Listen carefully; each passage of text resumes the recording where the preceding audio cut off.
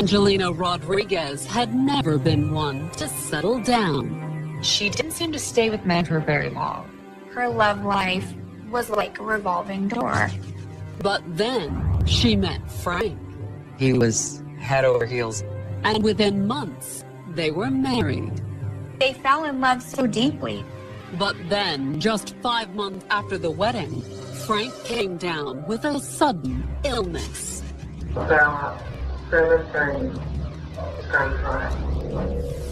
And 56 hours later, he was dead. How did my brother die? The medical examiners were stumped. Was it payback for an old grudge? She's telling me someone's poisoned your brother. This man is psycho. Or was Angelina looking for a payday? $250,000. The search for the truth would be a crazy ride full of double crosses, Angelina doesn't know that the joke's on her. secret tapes, Everybody in jail is looking for a deal. and a final reveal that would rip the mask off a monster. Cold-hearted killer. Term truly applies.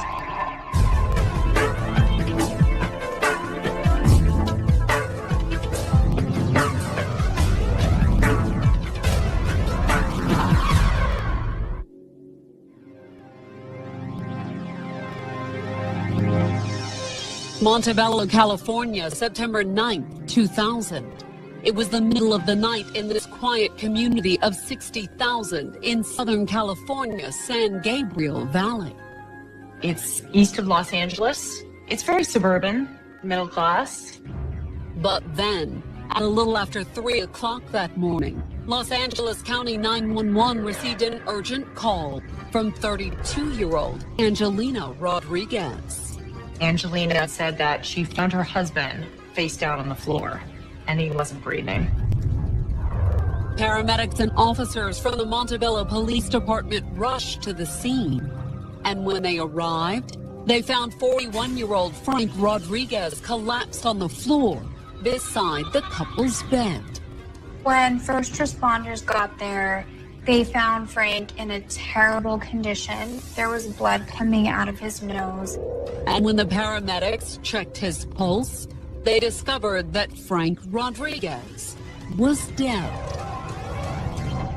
But what had killed him? According to Angelina, Frank had been ill recently. She explained to them that for the past few days, Frank was having severe stomach issues. So severe, in fact, that she said Frank had been briefly hospitalized less than 48 hours earlier. Angelina herself had actually taken Frank to the hospital. According to Angelina, the doctors had suspected her husband was suffering from a stomach bug, or perhaps a bad case of food poisoning. They told Angelina, take him home and give him as many fluids as possible, and just hope that it passes. But instead, it was her husband who had passed, and the investigators' search for answers in his mysterious death would raise a surprising number of questions about his wife, Angelina.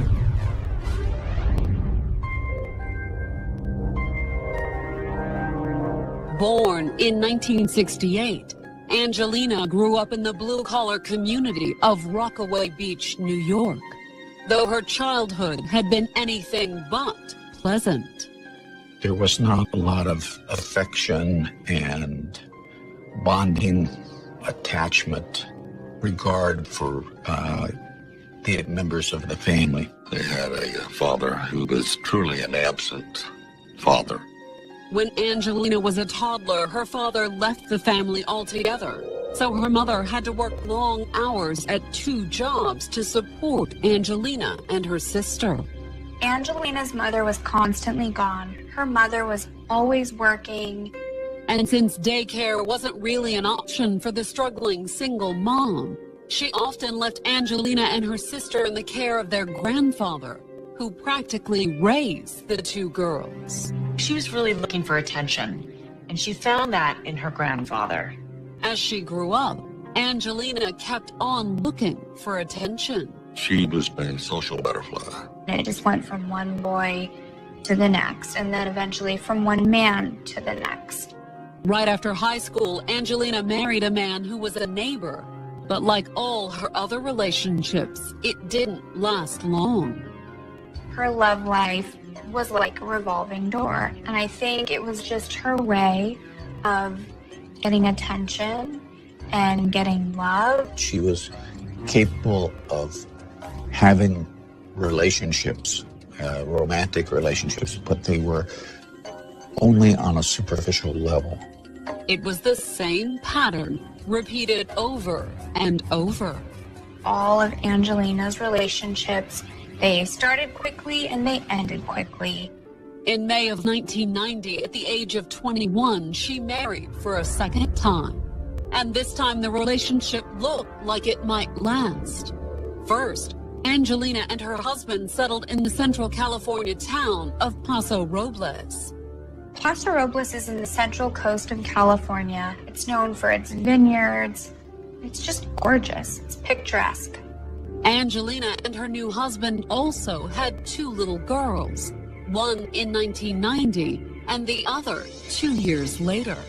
She was described by everybody as being a devoted parent who enjoyed being with her children and laughing and playing with them. But then, in 1993, her youngest daughter died. Her daughter choked on a pacifier. These pacifiers have been recalled because of either deterioration or failure. The tragic loss took a frightful toll on Angelina and her marriage.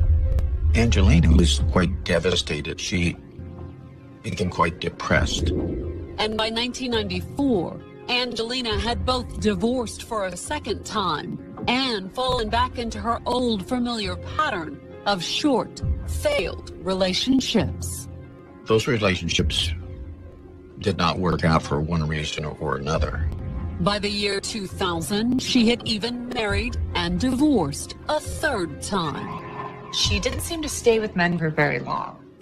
However, not long after her third divorce, while working at a National Guard facility, the 31-year-old met someone who finally offered the stability that her life had been missing. Frank Rodriguez. 9 years older than Angelina, Frank had grown up in Connecticut, part of a tight-knit family. I just loved him to pieces. He was just so cute. He was kind of my protector at school, and he had a couple friends that liked me but wouldn't let me date them. We were really close. After high school, Frank married his hometown sweetheart and joined the Navy.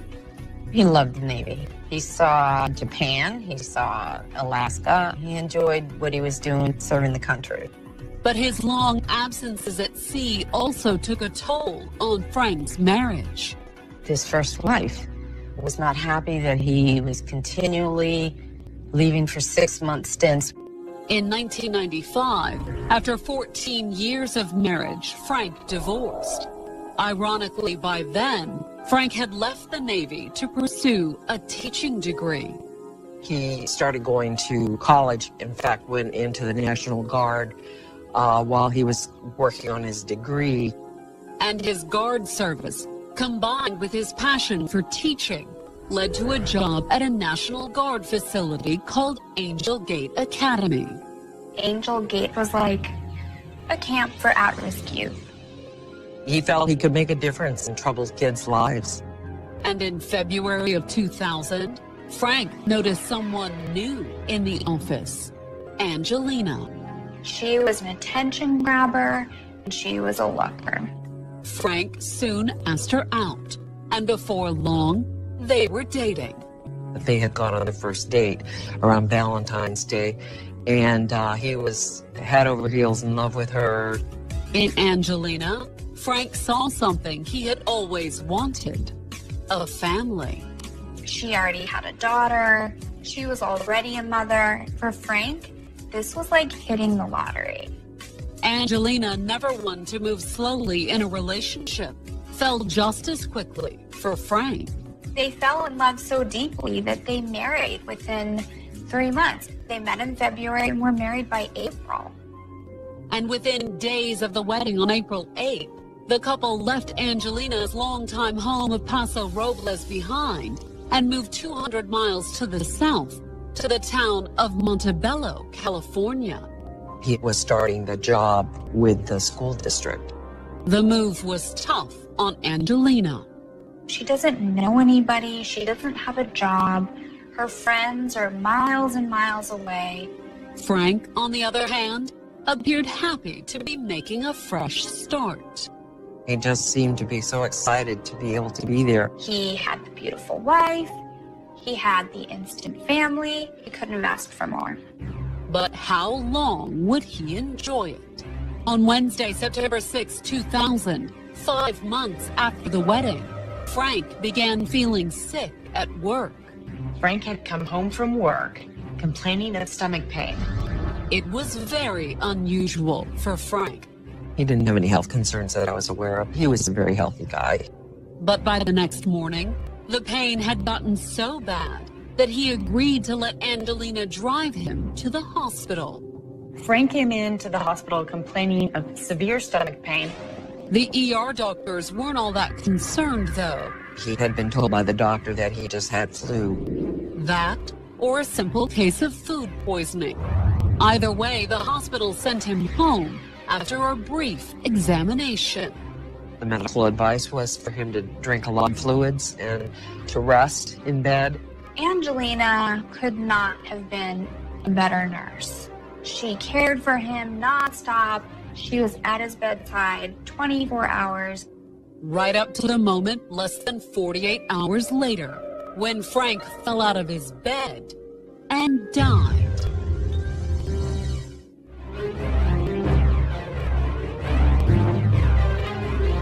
In the early morning hours of Saturday, September 9th, 2000, police and paramedics rushed to the Montebello, California home of Angelina and Frank Rodriguez.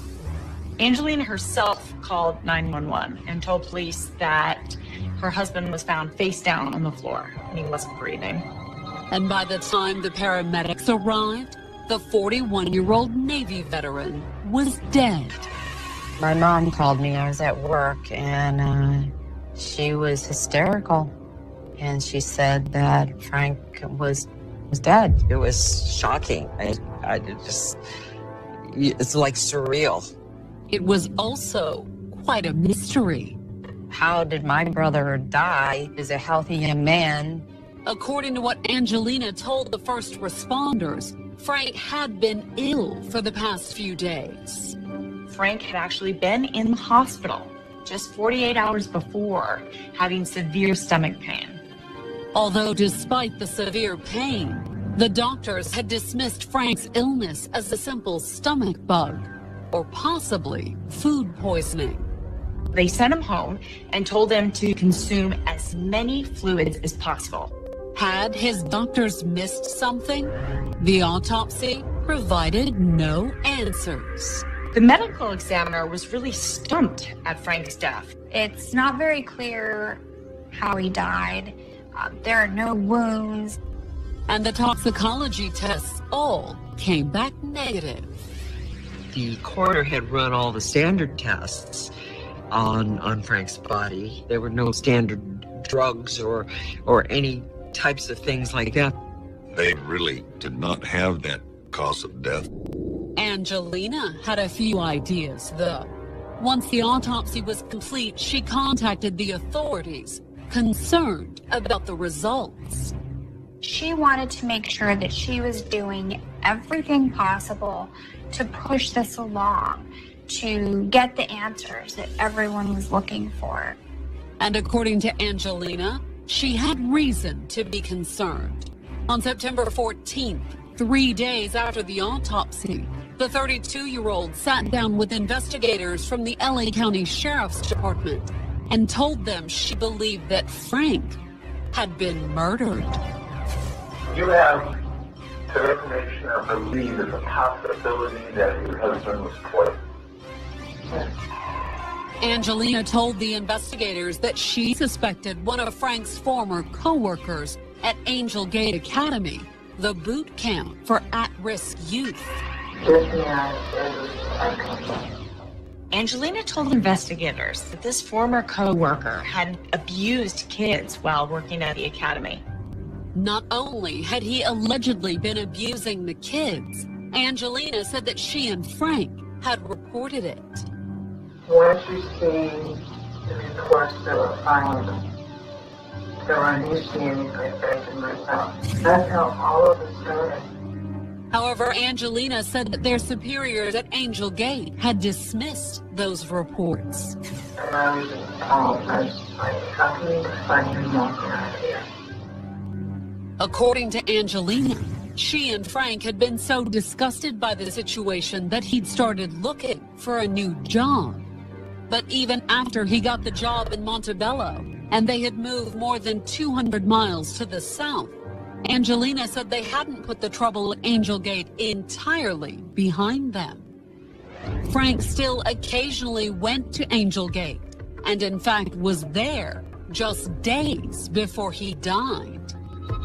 Frank had gone up there the week before to have a meeting. Okay, when was this? Tuesday. Angelina said that Frank had thought nothing of it at the time. I got Frank, I said, so how's everything there? They were great, they walked up to me, they hugged me, they missed me, it felt like it was at home, there was no animosity. Or was there? According to Angelina, the next day Frank had come home from work feeling ill. It was a little flushed, and I thought, well, okay, maybe he's tired. That night, Frank became violently ill, unable to keep anything down. About 7:30, he started going up. Angelina said she had urged Frank to go to the emergency room. Because now I tried to control it. But by the next morning, Angelina said that Frank's condition had become so bad that she had insisted they go to the hospital. Obviously, Angelina's alarmed. So I take him in and I said, I don't know what it is, but he can't stand, he can't talk. I said, he's throwing up. The doctors checked him out, but weren't quite sure what had made Frank sick. The diagnosis was something akin to gastroenteritis. Food poisoning was also discussed. Angelina said that the doctors had sent Frank home with a prescription for anti-nausea medicine and instructions for Angelina to push fluids, which she did. I have him chugging water. I'm thinking the worst of doctor. But it wasn't. She couldn't seem to help him get better. By Saturday, less than 3 days after his symptoms began, Frank was dead. The sudden mystery illness left Angelina convinced that Frank had been poisoned. I don't know what else it could be. I mean, for him being as healthy as he was, and for it to come from this strong man to, it just seems over what, 2 Wednesday, Thursday, Friday. And the fact that it had come so soon after his visit to Angel Gate couldn't be a coincidence in Angelina's mind. There's somebody in the office that I'm like hungry and thirsty and catering and cookies. Angelina said she didn't know exactly who had given Frank the food. Everyone ended up telling me who offered him the Gatorade or something. Somebody in the office. Somebody in the office. Okay? But she claimed to have a good idea. The man they'd reported for having inappropriate relations with a student. He's the one that threatened Frank. It's just, it's too hard for me to tell anything else. The investigators told Angelina they would look into it. And then, before wrapping up the interview, Angelina asked if the investigators could speed things up as far as settling the cause of death. I mean, is there any way that you can push him? Angelina was getting a little impatient. She asked what the holdup was with Frank's body. After all, she had a funeral to plan. It's going to be a full military burial at the Riverside National Cemetery. Not that Angelina necessarily acted like someone planning her husband's funeral, a mere 5 months after their marriage. She did not seem at all upset. She didn't come across as the typical grieving widow that someone, just devastated because they've just lost their spouse. She didn't come across that way at all. She was very cool, very calm, had, explanations for how everything happened and what she was going to do. Why wasn't Angelina more upset over Frank's death? When the investigators spoke with his sisters, they suggested that it was because the couple's 5-month marriage hadn't been a happy one. It seemed like it was starting to turn sour pretty quickly. The trouble had started soon after the couple moved to Montebello. She feels isolated from the life that she knew and loved. Although according to Frank's family, she wasn't that isolated. She had maintained her old apartment. In fact, even after the move to Montebello, Angelina had spent most of her weekends in Paso Robles without Frank. She and her daughter would leave and leave Frank at home. So I think it was deteriorating pretty quickly. Angelina was absent so much that Frank had quickly started worrying. He confided in his mother. He had major concerns. He was very close to his pastor at his church. He'd go there and speak with him a lot about how to improve his marriage.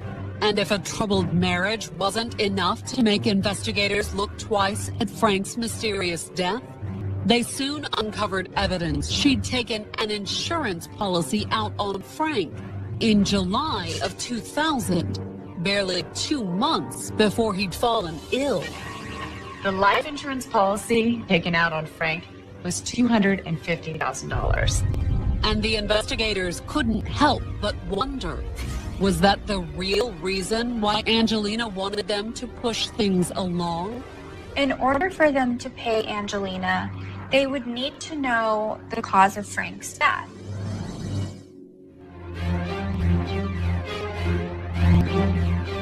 By the end of September 2000, it had been 3 weeks since 32-year-old Angelina Rodriguez's husband, Frank, had died mysteriously in the couple's Montebello, California home.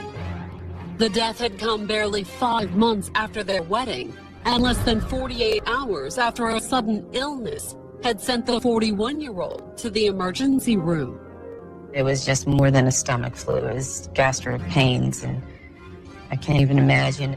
And even after his death, the exact nature of Frank's illness remained a mystery. Nobody knew how he died, just that he was dead. Angelina had her suspicions, though. She believed he was poisoned, and she had a big, long story about who she thought had done it, someone that he had worked with. She was apparently so certain that the former co-worker was behind Frank's death that she wanted to know why the investigators weren't pursuing it harder. She calls police almost on a daily basis. She wants to know what the latest is, if there's been any updates. And the investigators weren't the only ones Angelina had been harassing in the days following Frank's death. She was bothering the heck out of the coroner's office. Wondering why we didn't have a death certificate. Why was Angelina so anxious about Frank's death certificate? The investigators suspected it might have something to do with the $250,000 she was due to collect from Frank's life insurance. She's impatient and she wants to get the benefits.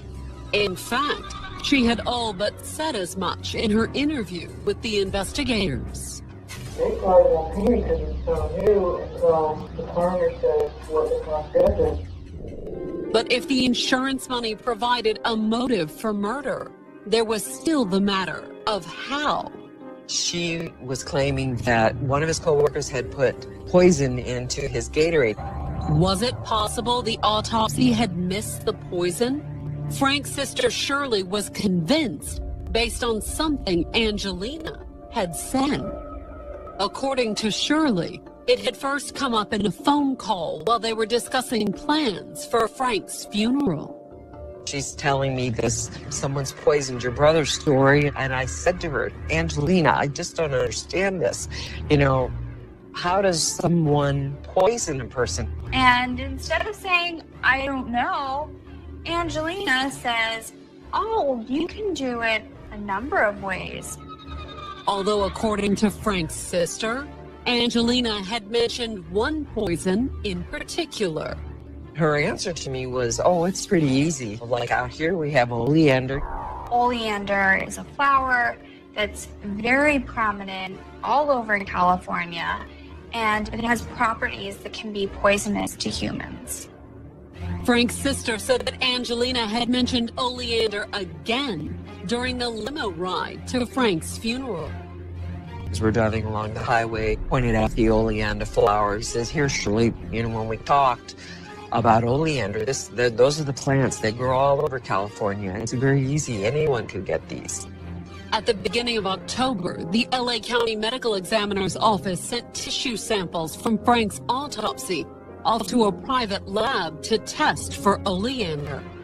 And while they waited for the results, the investigators did a little snooping of their own. And on October 9th, they made an interesting discovery in Angelina's backyard. Angelina had an oleander plant growing over the fence. However, just as the investigators were beginning to suspect Frank had been poisoned with oleander, Angelina called them up on October 19th and sent the investigation spinning in an entirely new direction. Angelina told investigators she had just received an anonymous call. And according to Angelina, the anonymous caller had offered her a tip. This anonymous caller told her to tell them to look for antifreeze. Was it possible the investigators were looking for the wrong poison? After all, ethylene glycol, the primary ingredient in antifreeze, is an even more deadly poison than oleander. It tastes sweet and is undetectable when you drink it in other drinks. Or was it possible that Angelina was trying to throw the investigators off track? This is the first time that antifreeze has been mentioned to police, and it comes directly from Angelina. While not entirely sure what to make of Angelina's tip, the investigators did pass it along to the lab that was already testing for oleander. And on November 28th, the results came back. And guess what? Both came back positive.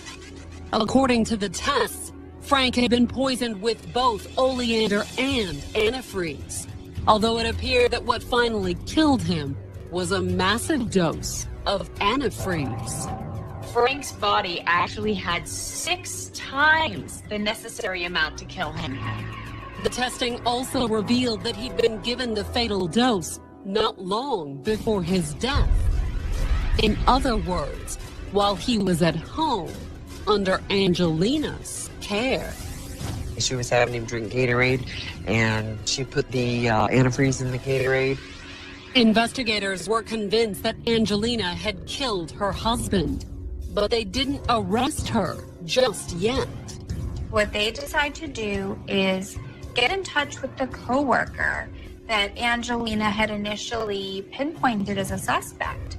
They get this coworker to call Angelina. And the investigators were listening in when he placed a call to Angelina on December 13th and asked why she was telling the police he had poisoned Frank. He said, why are you saying these things about me? Please stop. You know I had nothing to do with it. The investigators hoped that Angelina might be so caught by surprise that she'd say something incriminating. but she refused to take the bait. She didn't have a dialogue with him. She just told him that he needs to call the investigators. It was a disappointing turn of events for the investigators. Or at least it would have been if Angelina hadn't called them moments later. She called up and gave a different rendition of what the conversation was. Angelina calls police and says, "Oh my gosh, Frank's old coworker just called me and now he's threatening me." Angelina doesn't know is that the joke's on her. Of course, the police knew that the coworker had called her. And since they had both calls on tape, by the time Angelina hung up the phone, she had inadvertently allowed the investigators to catch her in a lie. Angelina was really her own worst enemy. At the end of January 2001, the investigators told Angelina that the medical examiner was finally going to issue a death certificate. Angelina is just elated with these developments. And then they told her that they were preparing an arrest warrant in the case. She goes as far as asking police if she can be present when they arrest the coworker because she wants to see the look on his face. And Angelina would be present for the arrest. On February 7th, 2001, almost 5 months after Frank's death, the LA County authorities knocked on Angelina's door with a warrant for her arrest. Maybe we were finally going to get some justice from this. Maybe we're finally going to have some answers as to why this happened. Going through Angelina's purse after taking her into custody, the investigators stumbled across one last piece of evidence that was almost too incredible to be believed. A carefully written out list of numbers. It contained all the amounts of insurance money she stood to gain. Not only that, it explains exactly what she's going to spend the money on. She even calculated the interest she would earn from the insurance payout.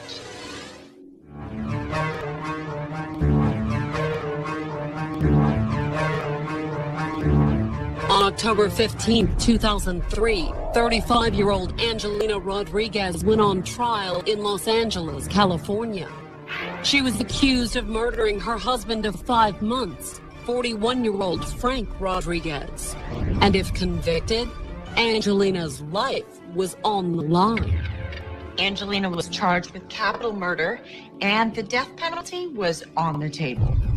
And when the prosecutors opened their case against Angelina, they appeared determined to get it. The prosecution in this case portrayed the defendant as calculating, manipulative, premeditated, committing an unspeakable act for greed.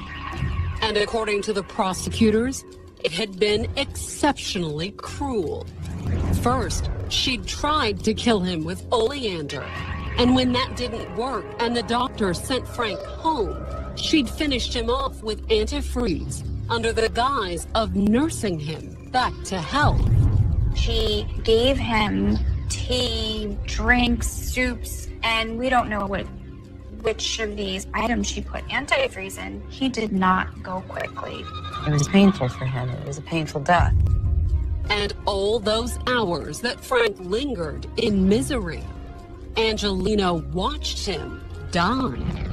It has a sadistic element to it. They painted her as this woman who didn't see Frank as a husband, but just saw him as a payday. And they had a long line of proof.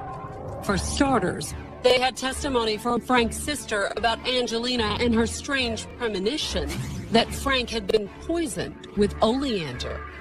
I do remember the prosecutor having me go over what I had said in the limousine and the phone conversations that I'd had with Angelina. She's pointing out to the sisters who came in from out of state. That's oleander, you grows on the freeway here. Statements like that, the DA, I'm sure, felt were gems. Then there was the telephone call with the man Angelina had accused of murder, Frank's former co-worker, and the call she had made to the cops soon after, claiming that he had threatened her. Whatever Angelina's claims are, they know she's lying. They have it all on tape. But most of all, they had plenty of evidence about how Angelina had not only pushed the medical examiner's office to issue a death certificate, she'd been pestering the insurance company too, anxious to collect on Frank's $250,000 insurance policy. Within only a few hours of Frank's death, Angelina calls the insurance agent and asks him how quickly she could get her payout. She's doing things that are so incredibly stupid and self-destructive that she's practically waving a flag at everybody saying, it's me, I'm the one. The jury didn't have to take the prosecution's word for it either. They put Angelina and Frank's insurance agent on the stand to explain how the couple had taken out the $250,000 policy just 2 months before Frank's death. According to the agent, Frank had initially hesitated at buying the policy. He said that he didn't feel that he needed any additional life insurance because he had insurance through his job. But the agent said that Angelina wouldn't take no for an answer. And she started to tell him all the reasons why that she felt that they needed insurance. And she was doing such a good job that I just sat there and shut my mouth and I said, hey, I'm going to let her do the selling for me. Frank had agreed to take out the policy, according to the agent. And barely 2 months later, Angelina had come looking to collect. She called me and she said, I have some bad news. My husband's dead. And I said, wow. The insurance agent wasn't the only new witness the prosecution put on the stand, though. They also called a woman named Palmira, a friend of Angelina's from Paso Robles. Palmira testified about discussions with Angelina that mirrored the ones that she'd had with Frank's sister. She had had discussions with her friend about Oleander. However, unlike Frank's sister, Palmira said that Angelina had started discussing Oleander with her before Frank's death. That wasn't all, though, because Palmira also revealed the real reason Angelina made all those weekend trips up to Paso Robles. She was having an affair. Angelina had maintained a relationship with a boyfriend who lived up there. Not only was Angelina having an affair, according to Palmira, she had told her lover that she'd soon be free to spend even more time with him. She told him on one of these weekends that when she returned home, she expected Frank to be dead. Palmira said that at the time, she thought Angelina had been joking about poisoning her husband. But once her friend had been arrested, she'd gone to the authorities and agreed to testify against her, and that Angelina eventually found out she was cooperating. Angelina is just desperate. She calls and asks her to lie to investigators about a conversation they had had. And like so many of Angelina's other phone conversations, the prosecutors had the whole thing on tape. However, Angelina's friend Palmira wasn't the last person who turned against her. Next, the prosecutors told the jury how in May of 2002, Angelina's cellmate had come forward, claiming that she had been asking around the cell block, wondering if anyone could put her in touch with a hitman. The target, of course, was Palmira, the friend Angelina had already tried to talk out of cooperating with the police. She told her cellmate she would pay $20,000 to whomever would carry out the hit. The cellmate told Angelina she might know someone, but that was a lie. The very person that Angelina asked to do a hit turned around and told authorities what Angelina was doing. Informed of what Angelina was up to, the authorities decided to play along. First, they had the cellmate tell Angelina it was all arranged. And then, they sent an undercover cop to visit Angelina in jail, posing as the hitman with pictures of her friend Palmyra's body. Your friend. Who? What? Right.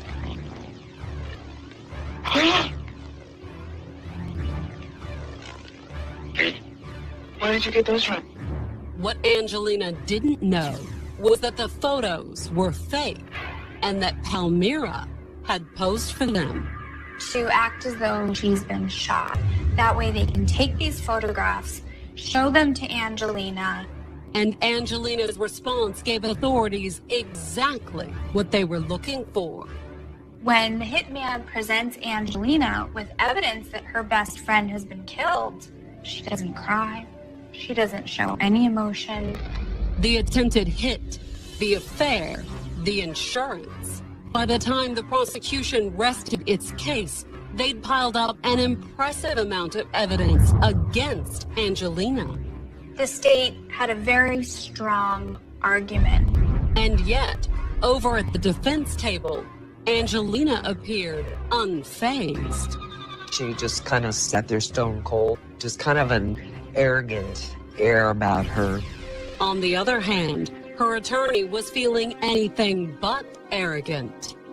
I was in a tough spot. So tough that when it was the defense's turn to present its case, Angelina's attorney didn't put her on the stand or call any other witnesses. There was so much evidence stacked against Angelina that there was not much they could do to prove or say otherwise. And after one day of deliberation, the jury found Angelina guilty of first-degree murder. Maybe we were finally going to get some justice.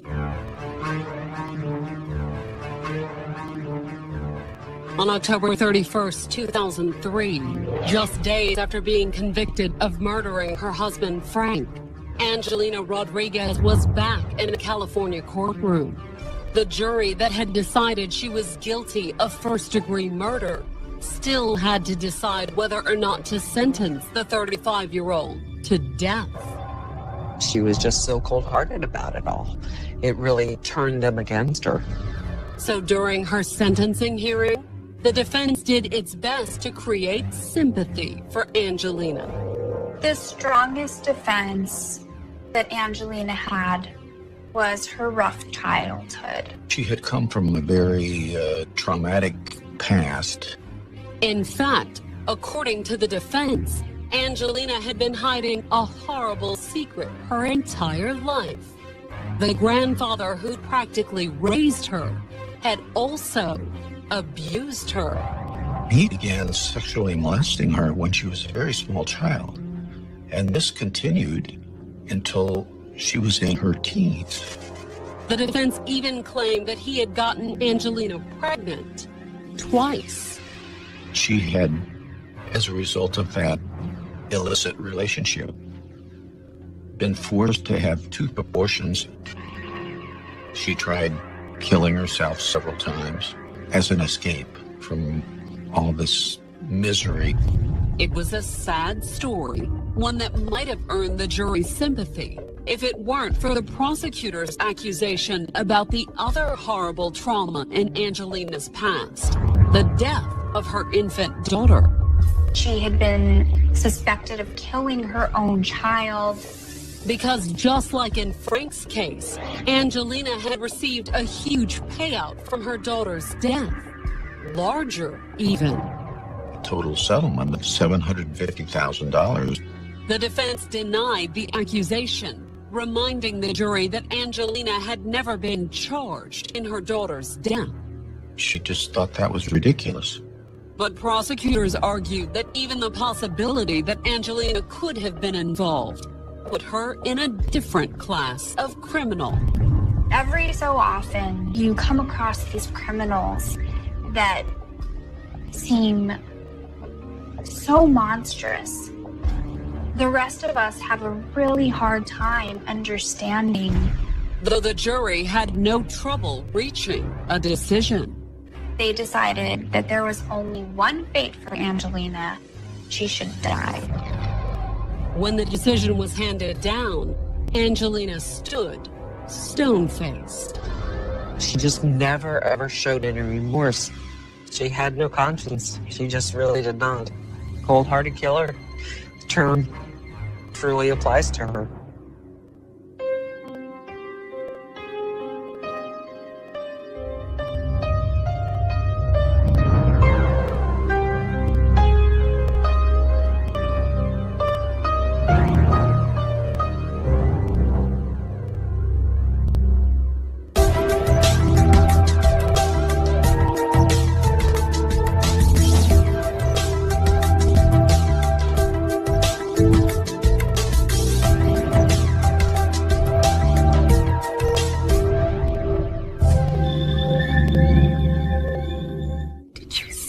That was amazing. I love this.